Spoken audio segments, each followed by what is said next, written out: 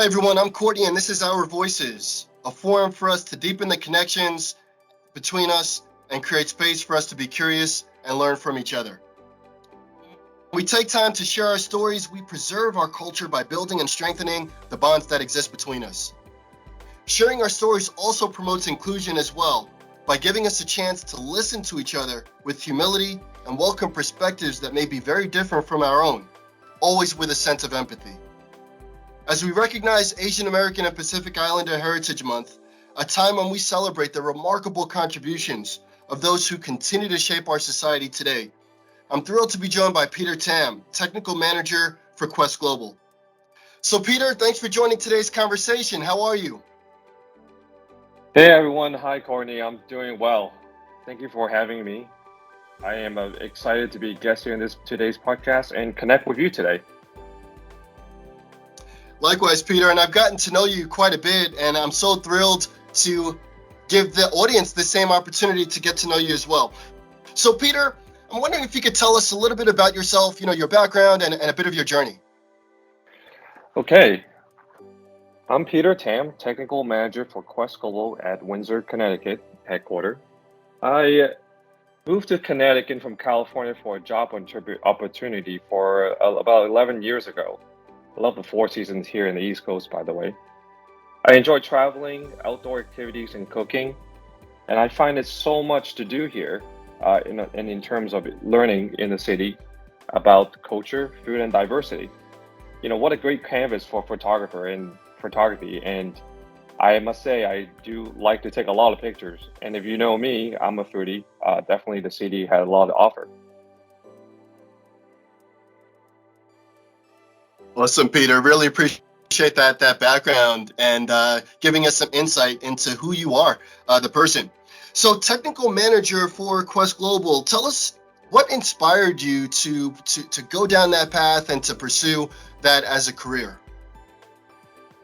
Well, Courtney, as far as I can remember as a young man from Hong Kong, I always been curious about how things work.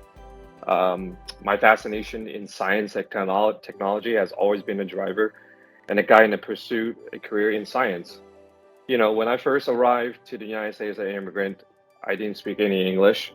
So English definitely was my second language and a communication barrier.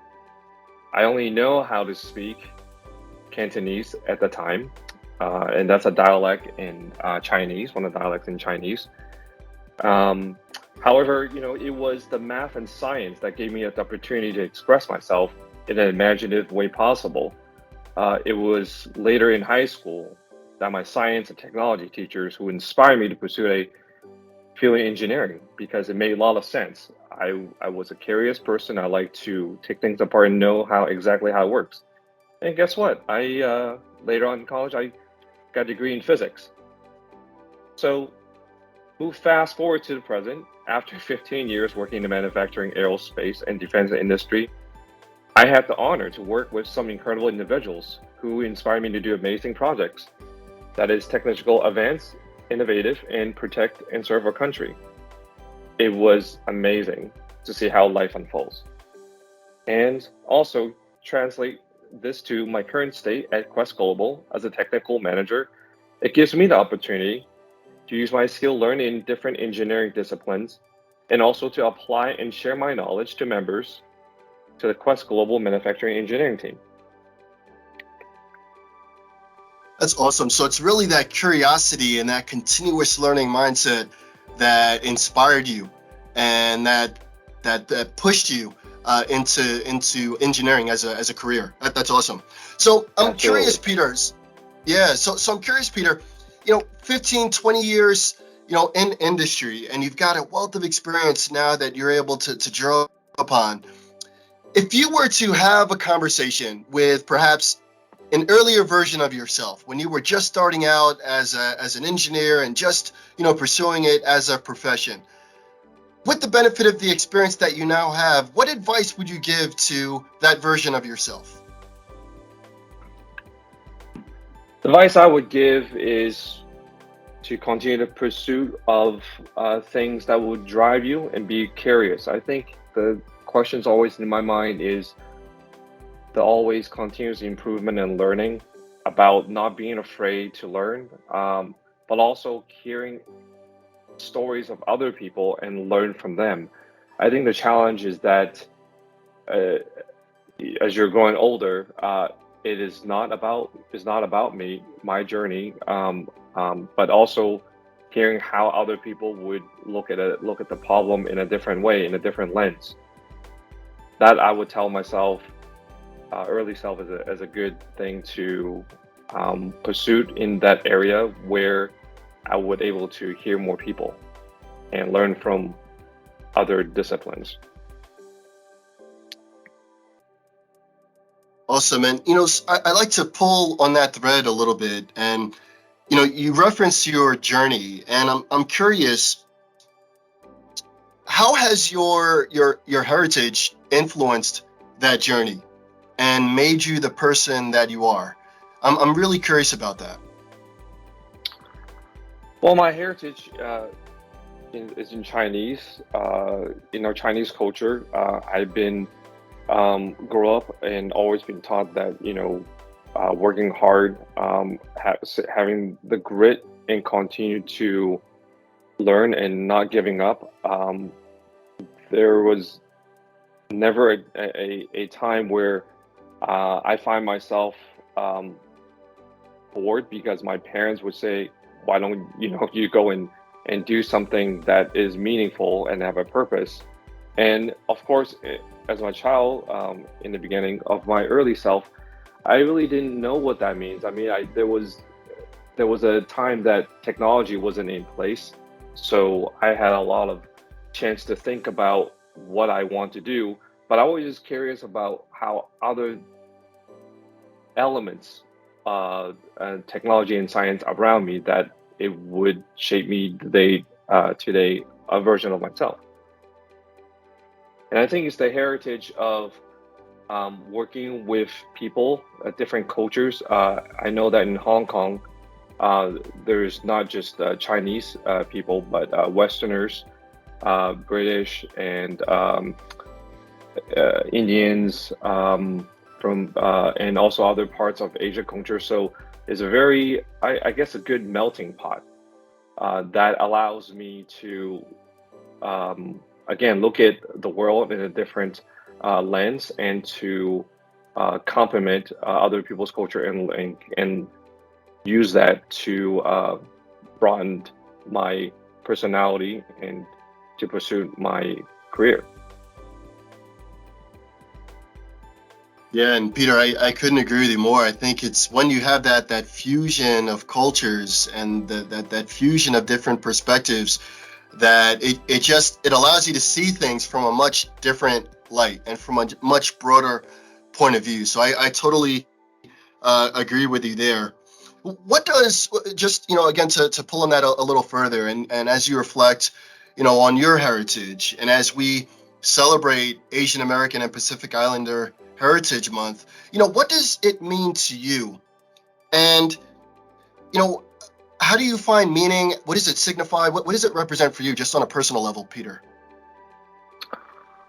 Yeah, definitely the AAPI this month has made me realize that there is a lot more awareness, not just this month, but for the from being then to be an individual of this world, and how we choose to act. Um, the changes that affects us in all of us. It means that not only as a community, a member in this community, but also seeing how a minority in this community, how we serve and encourage, be proactive, to be involved, to understand, who we really are, not just individually, but as a community as a whole. We're living together in this community, not only just Asian, but how we interact with other cultures. It's important to understand, what are the same purpose, and how we navigate the challenges that we all face. And that's diversity will be something that will make me more moving in this uh, month. Um, Yeah, and Peter, I can absolutely relate to that too. Being the grandson of grandparents who moved to the U.S. from the Caribbean. I definitely appreciate that sense of cultural heritage that is passed down and preserved, and retained for future generations, right? So that actually brings me to my next question, and I've gotten to learn that you're the proud dad of two pretty exceptional kids. um, I'm wondering, how do you pass down, or how do you share that with your kids so that they have that same sense of cultural heritage and appreciation that you have?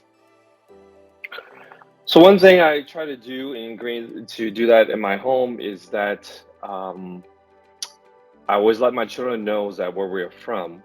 Um, there are my children are born here in America, so that one thing that I would like to make sure that not only they know about their culture, their heritage, but where the roots are from, and it's very important that I practice speaking, using the language, using food. I love food, and I love cooking, so I will use food as one of the vehicle to help me pass down some of my Chinese heritage, and make a sense of connection to my children. That's fantastic, and I find myself doing the same thing of how I can pass certain things down to my daughter in the same way. So I see a lot of similarities between our respective experiences. So I'd like to as we kind of transition here, I'd like to change gears a little bit and focus on what we all can do. And I'm a firm believer that Asian American and Pacific Islander Heritage Month and these different recognitions that we have over the course of the year, they're not limited to one time of the year, one month, or even a day. And I'm also a firm believer that all of us has the superpower, the super ability to be an ally to someone else. And allyship for me is really committing oneself to supporting those who may be underrepresented, with the sole intention and the sole aim of promoting their inclusion. So, as we start to round out the conversation, Peter, I'm curious to learn from you, what are some practical things that all of us, whether we identify with the community or whether we see ourselves as being allies to the community, that we can all do to exercise that curiosity and that allyship, that ability to be an ally that we all have?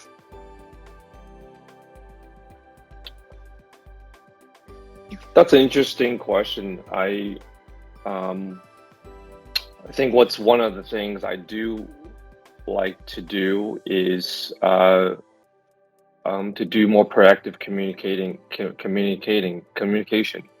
No matter where we are and what situation we're in, um, you know, communication is one of the tools, but proactively, not only just talking, but being the proactive listener, understand what people are going through, and not having the judgment. I go by a few things about how to, the four different method I would use. Uh, some of the tools would be how to perceive, how do we use, how do we understand, and how do we manage.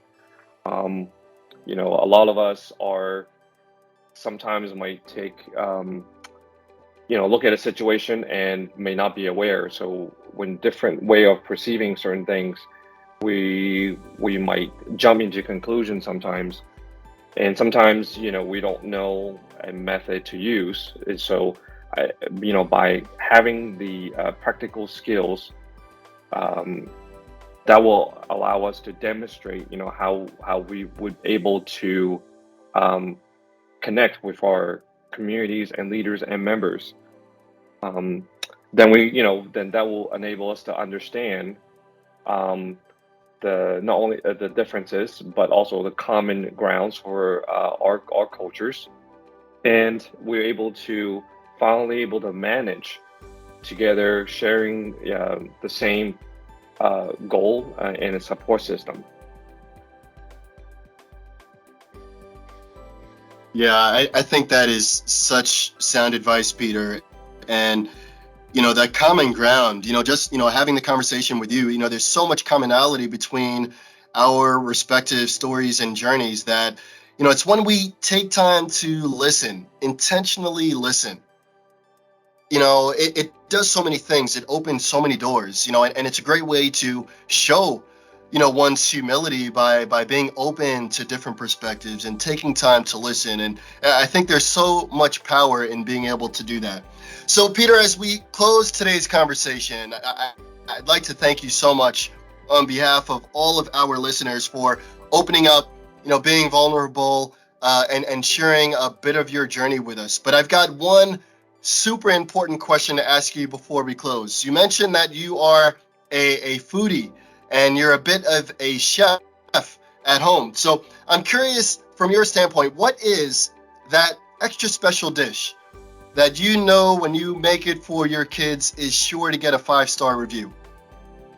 Oh wow, that's going to be a tough one. I have personally myself, I am a ramen guy. I make ramen, Japanese ramen, and I'd love to make these dishes for my kids. But also, there's another dish that I would say that's going to be my top winner. It's a tomato ground beef dish, meatloaf, I would call it. So So let me go back to the beginning where, for the Japanese ramen, I perceive as a good one, a five star that earned a 5 stars because I would put all the things together, the proteins, the soft boiled egg that you'll cut it in half and the gooey yolk will come out, and how the preparation of different noodles.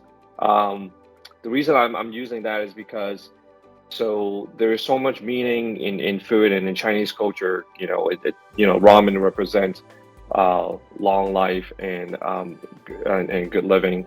You have the different vegetables, meaning other explanation as well. So as it comes together, it's form a community, and I use that to teach my kids about it's a community requires all these ingredients to mix together. But let me go back to the next step with the ground beef is that I made a little bit different from usually what a meatloaf is supposed to be. But my kids always been saying that that's one of my 5-star dish. That's awesome, Peter. Well, on that note, I'm sure, much like our listeners, I am super hungry, and I look forward to being invited to dinner one of these days. So, Peter, I'd like to thank you again. I think you raised, an excellent point around, when you bring all of those ingredients together, you're able to create something that is just so special. And in many ways, that's how we look at our culture. We all have something to contribute to it, but when we all add our little piece, we're able to do something and put something together that individually we just couldn't. So on that note, Peter, thank you so much, and really appreciate everyone joining us today. Thanks for joining. Thank you, Courtney. Thank you, everyone. It's been fun.